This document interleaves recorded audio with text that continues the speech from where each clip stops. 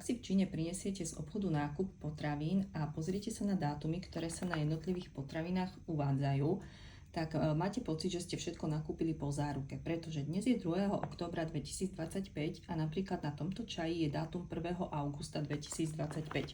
Ak by sme sa pozreli napríklad na túto majonézu, tak je tam 15. augusta 2025 a tu na tomto mlieku je dátum 27. september 2025. Už vám asi došlo, že tieto dátumy nie sú dátumami minimálnej trvanlivosti, ale naopak sú to dátumy výroby, pretože tu v Číne sa vždy na obaloch udáva dátum výroby.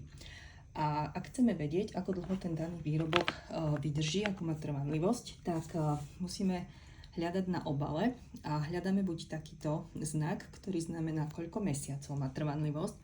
Napríklad na tomto čaji tu vzadu nájdeme 12, čiže tento čaj má trvanlivosť 12 mesiacov od dátumu výroby. Ak sú výrobky, ktoré majú kratšiu trvanlivosť, tak hľadáme takýto znak, ktorý nám udáva počet dní. No a napríklad na tomto mlieku ho nájdeme tu vzadu a je tam udané, že 10 dní. Jedným z dôvodov, prečo v Číne na výrobkoch udávajú dátum výroby, je aj to, že Číňania si dosť potrpia na čerstvosť. No a vlastne vďaka dátumu výroby presne vedia, kedy ten daný výrobok bol vyrobený, vedia si prípadne vybrať nejaký čerstvejší